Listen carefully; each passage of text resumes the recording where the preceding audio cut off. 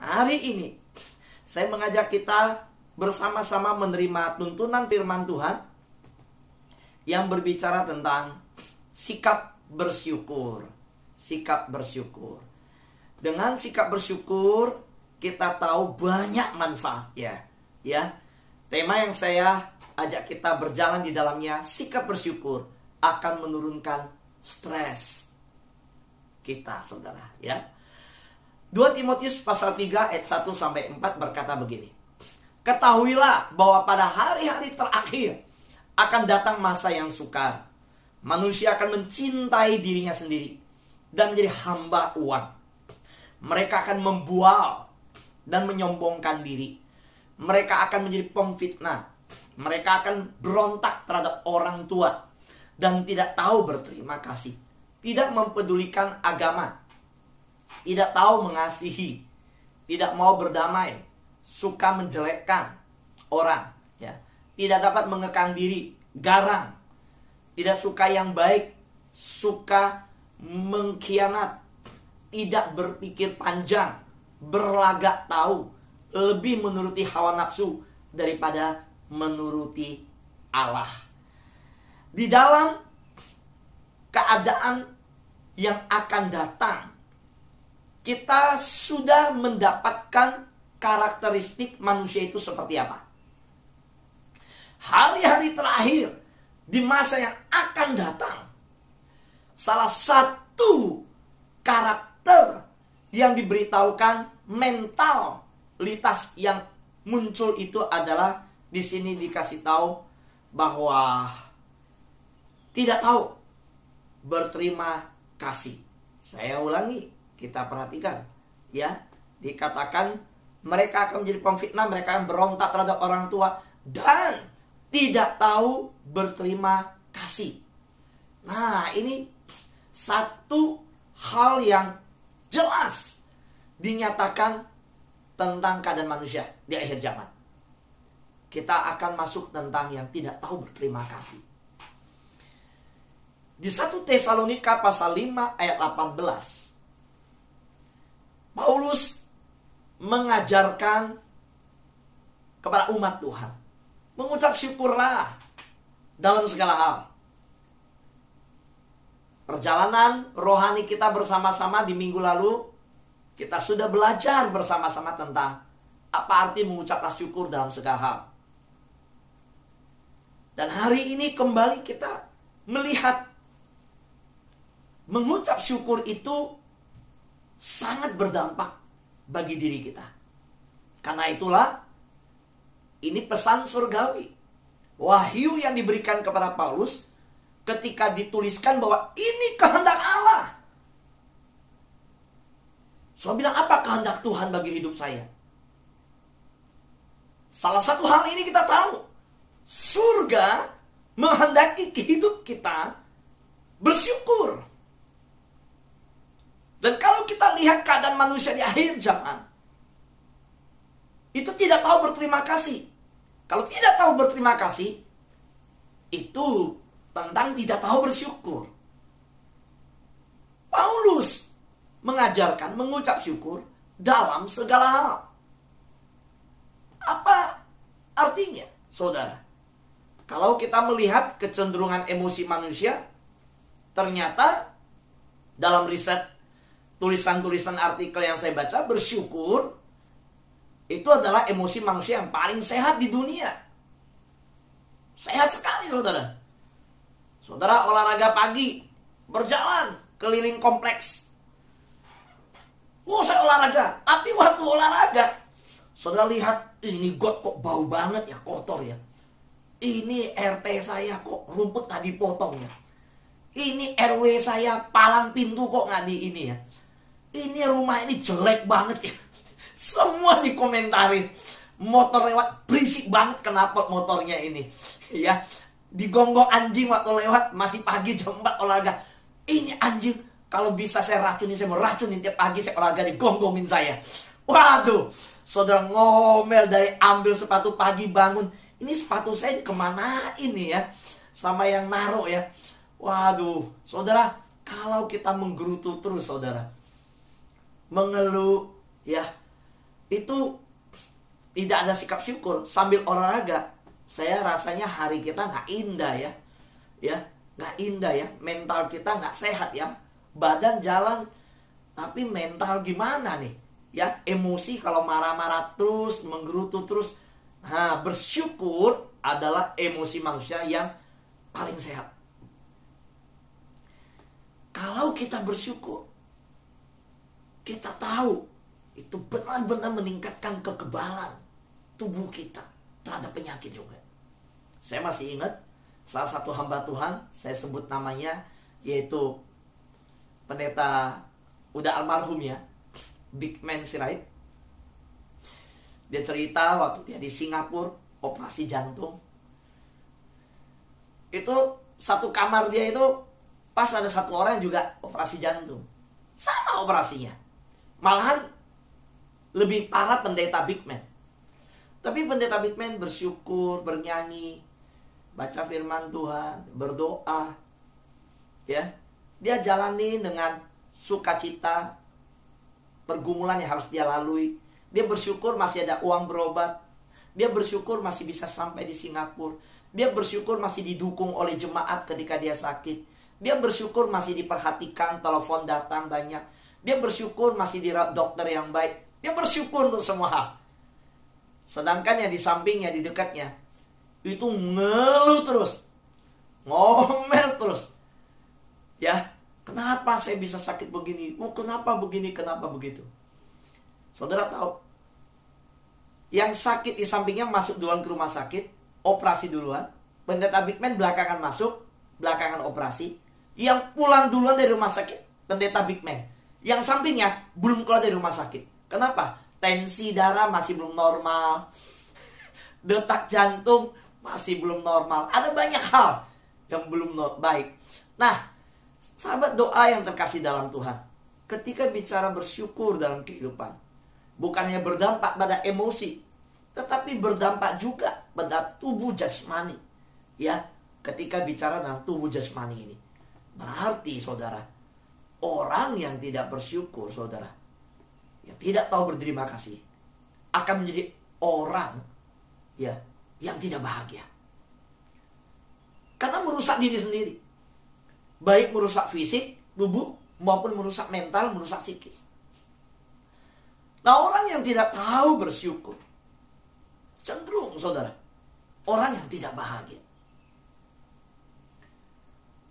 Bagaimana keadaan kita hari-hari ini? Ketika kita jalanin hidup. Jangan-jangan kita harus lebih banyak meningkatkan rasa syukur. Kalau kita berkata kita tidak bahagia, kalau sekitar kita yang lebih dengan segala yang ada di sekitar kita lihat, kadang bahagia loh lihat orang bisa bersyukur. Ya, saya melihat bersyukur nggak dikendalikan oleh situasi keadaan. Di sekitar saya lihat orang apapun, dimanapun, kalau bisa bersyukur, mau bersyukur, tetap bisa bersyukur. Kalau orang tidak mau bersyukur, tidak tahu berterima kasih, ya tidak tahu. Walaupun dikasih, dia tidak tahu berterima kasih. Tapi kalau orang tahu bersyukur, dia bisa bersyukur, walaupun tidak menerima apapun juga. Nah, hari ini saya mengajak kita berjalan di dalam perjalanan yang menjadi orang yang bahagia.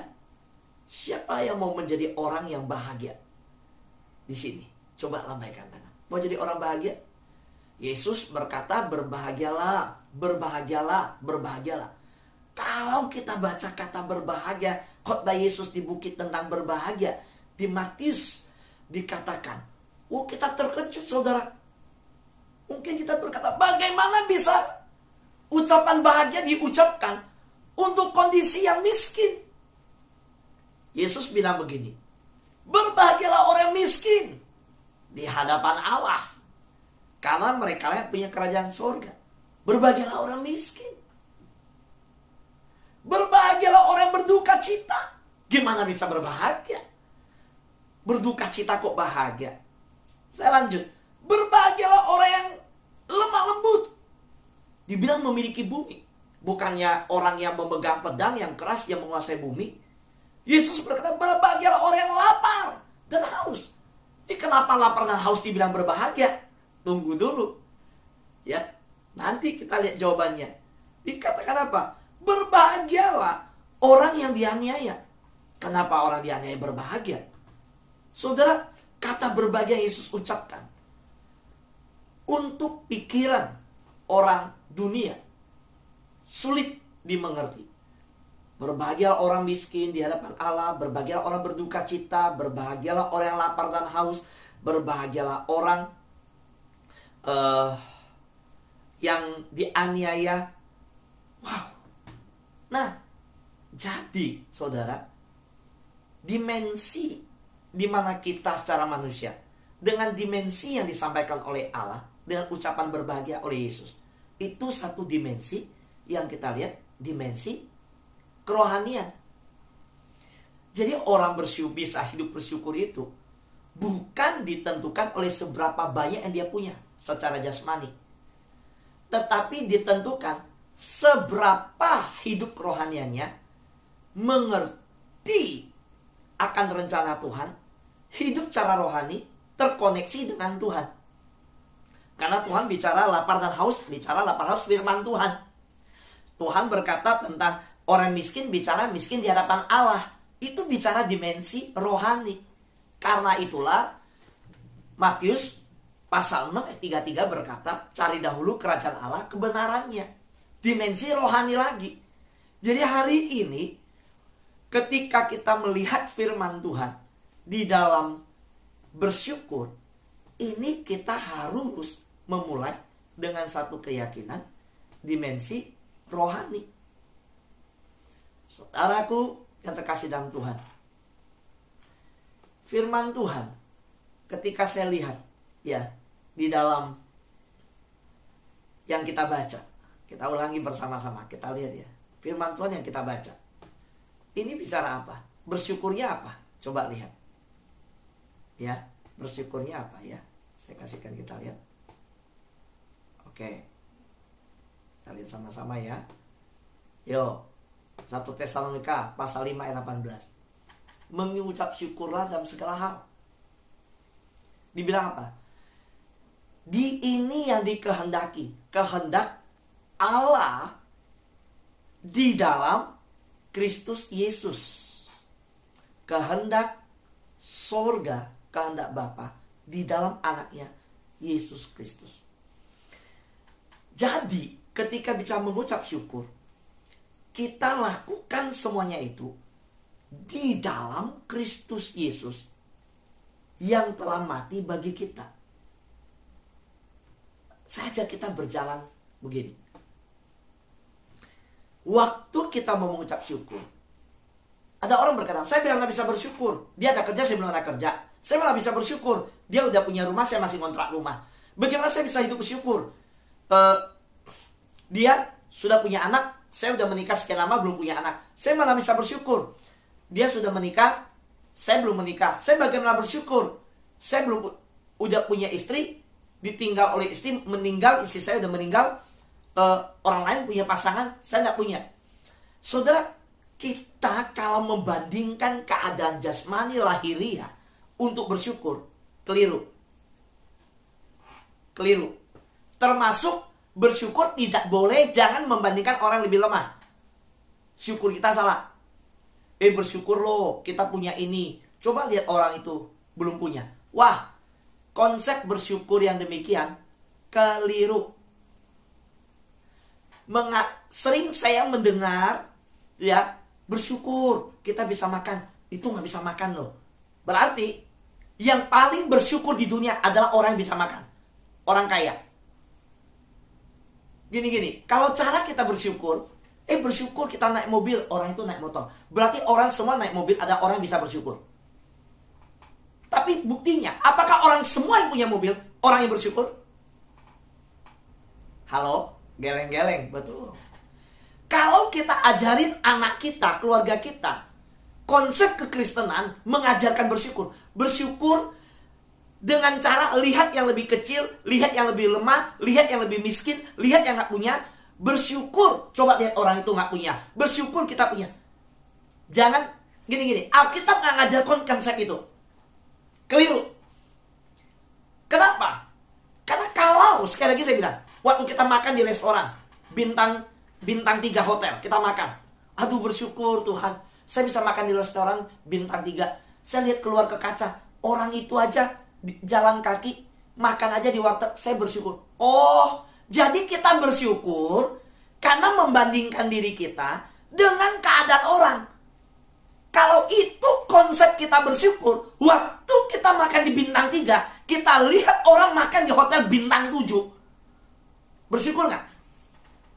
Kita bintang 3, dia bintang 7. Kita bersyukur nggak?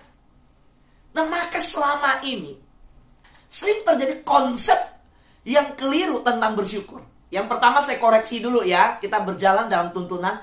Kita ingin jalan dengan benar. Ya Tuhan mau. Kita bersyukur bukan membandingkan. Itu satu.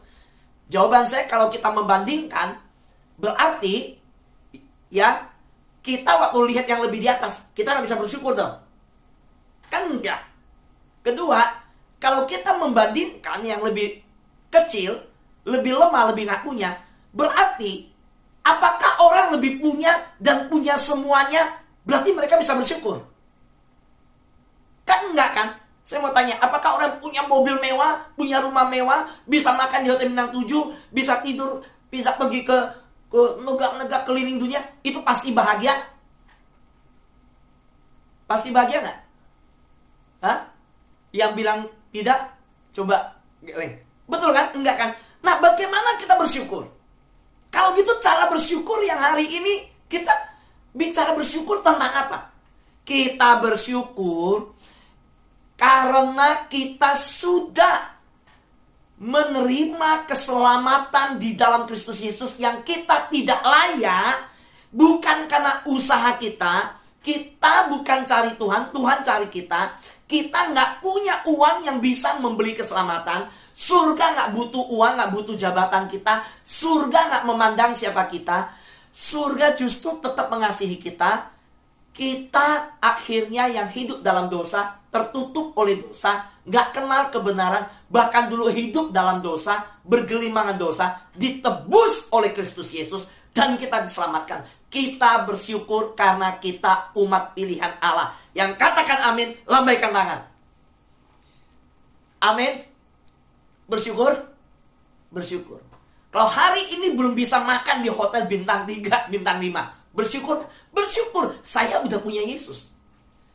Hari ini masih belum punya rumah, masih ngontrak, bersyukur. Bersyukur, saya udah punya Yesus. Semua saya bisa nggak punya, yang penting saya punya Yesus dulu.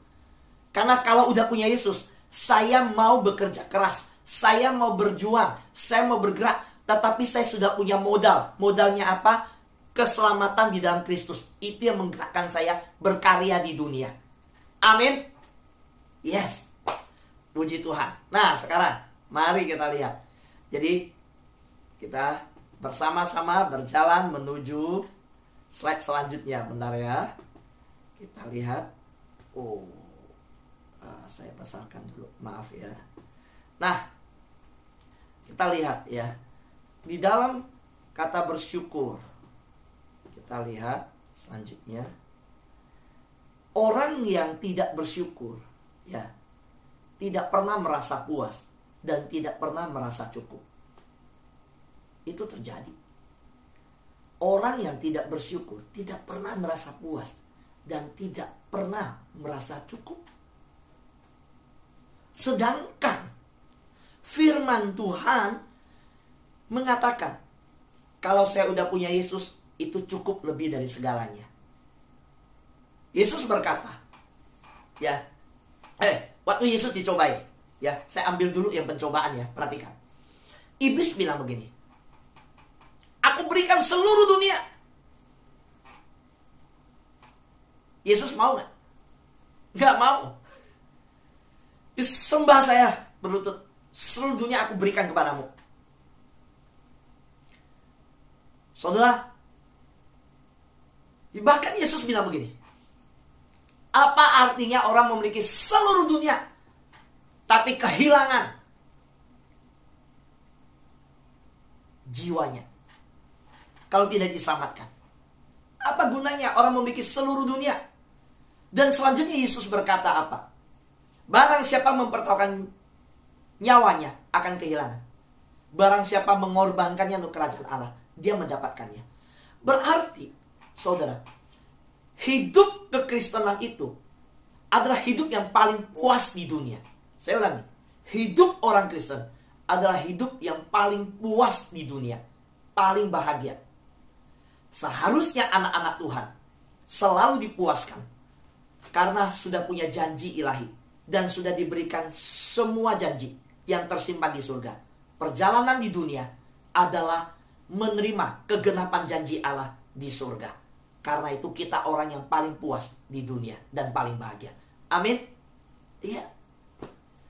Kalau ngandalin hidup di dunia, wah, kita kecewa. Kecewa Bapak Ibu. Bisa kecewa. Tapi Tuhan mau memberi kita melihat satu wilayah dimensi yang dimana keilahian itu, hal kerohanian, cari dahulu kerajaan Allah, kebenarannya. Nah, kalau yang masih hidup mencari kepuasan daging, nggak akan bahagia. Daging itu tidak akan pernah bisa dipuaskan. Daging itu nggak akan bisa pernah puas. Orang yang tidak bersyukur, ya, itu tidak pernah merasa puas dan tidak pernah merasa cukup. Tidak puas dan tidak pernah merasa cukup. Hari ini sudah segini, besok mau begini. Hari ini makan di sini, besok maunya di sana. Hari ini udah ke sini, maunya ke sana. Tidak pernah cukup, tidak pernah puas. Dua ini. Dan itu yang ditaruh iblis di Taman Eden. Waktu Adam dan Hawa sudah seluruh pohon semua boleh makan, cuma satu nggak boleh. Iblis tetap taruhkan. Tak pernah puas, nggak pernah cukup. Akhirnya Adam dan Hawa cuma satu itu aja masanya mau disentuh. Padahal yang lain begitu banyak. Nggak tahu jumlahnya berapa. Nggak terhitung. Tetap mau disentuh.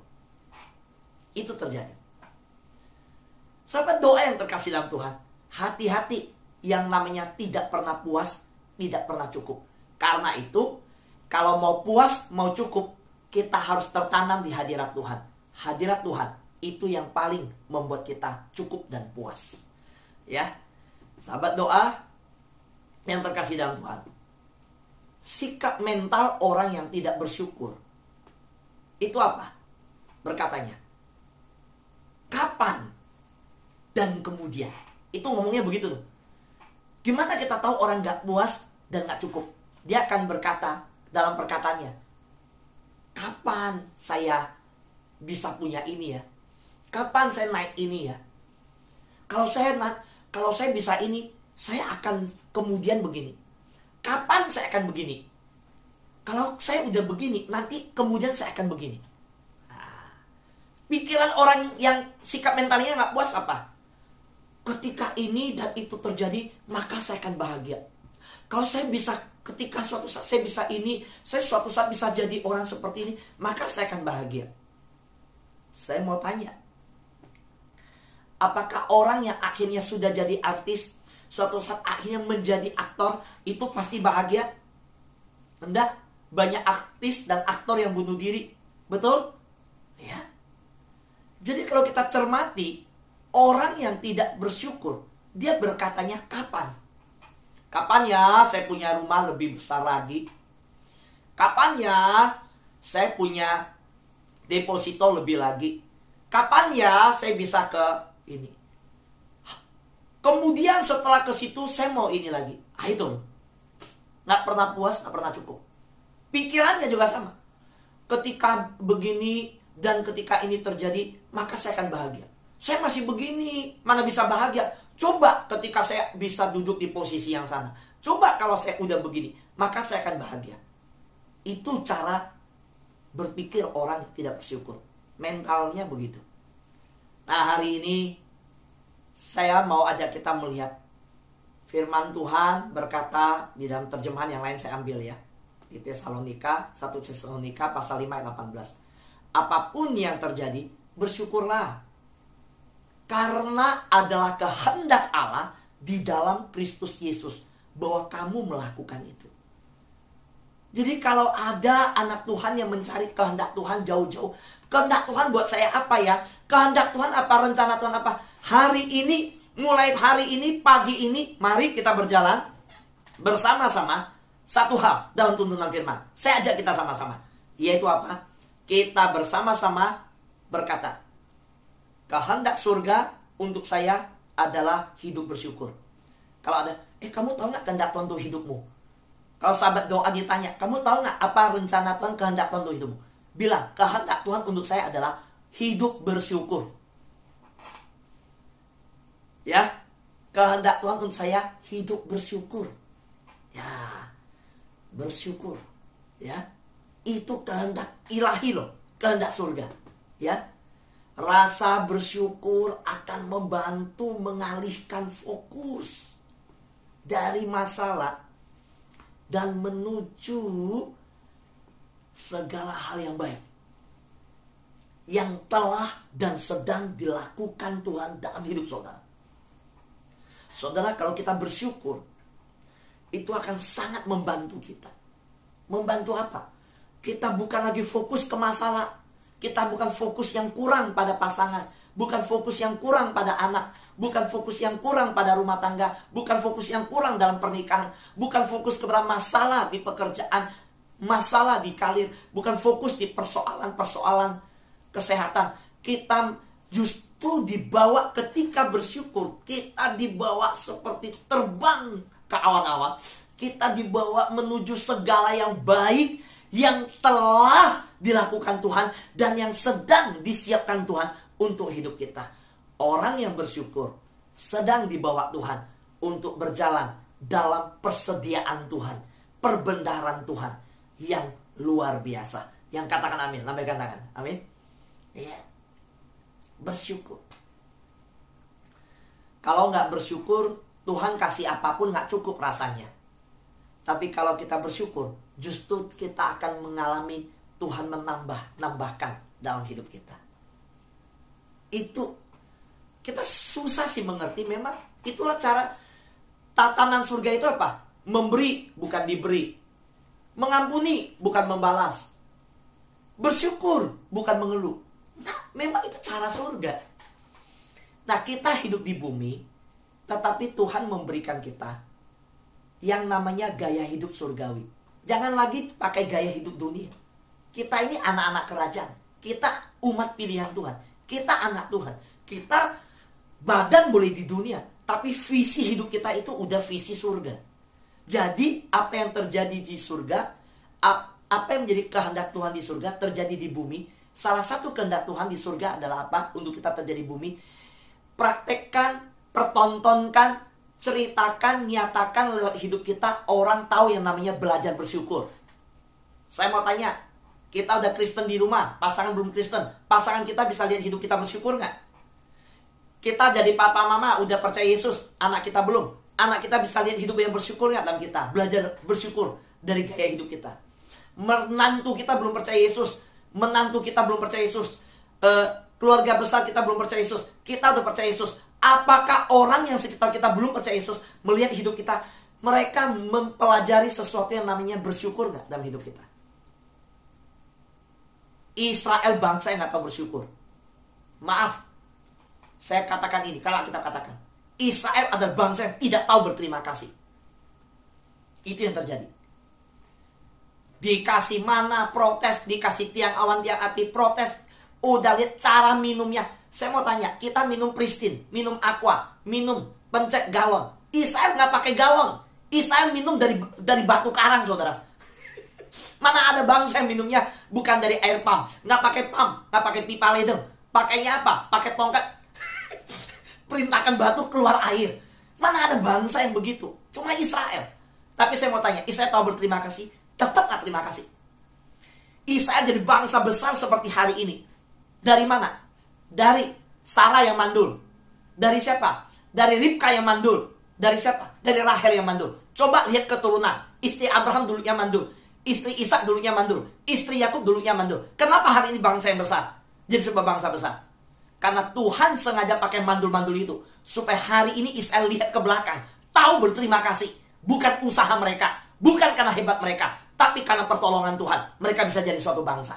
Amin. Hari ini juga sama. Tuhan mengajar kita. Coba lihat flashback hidup kita yang dulu. Jangan bandingkan dengan orang di bawah, jangan bandingkan dengan orang di atas. Selalu kalau lihat hidup kita, lihat perjalanan hidup kita di belakang. Kenapa bisa sampai hari ini? Bukankah anugerah Tuhan? Khususnya dalam perjalanan rohani, kita dulu tersesat. Hari ini bisa di sahabat doa. Saya udah bersyukur.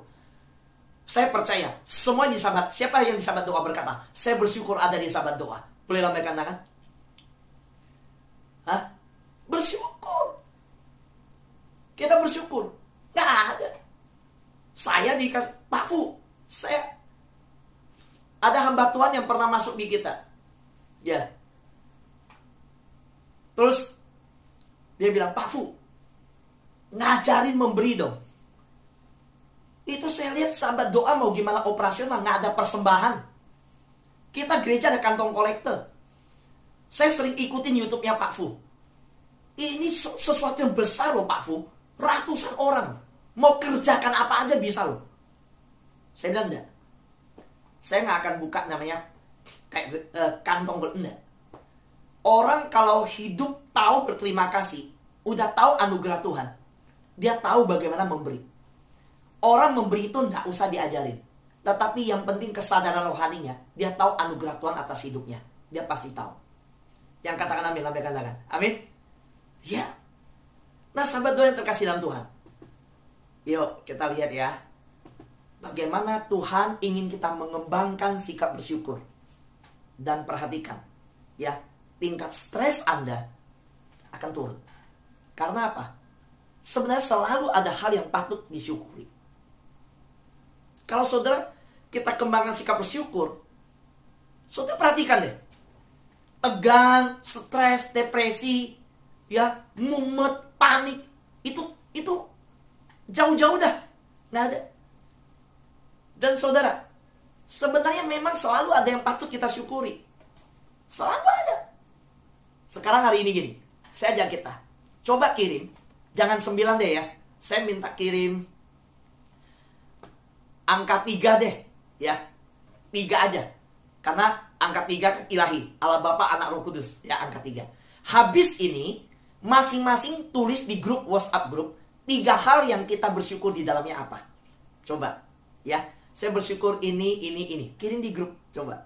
Apa yang saudara bersyukur di dalamnya? Nanti kirim di WhatsApp grup. Saya percaya ketika kita mulai bersyukur, kita tidak akan yang namanya mengalami tekanan kehidupan, beban yang begitu berat. Dengan kita mulai hidup bersyukur, stres kita akan turun. Mari kita jalani hari ini membuat daftar bersyukur. Secara pribadi, saya minta saudara bikin 9 daftar.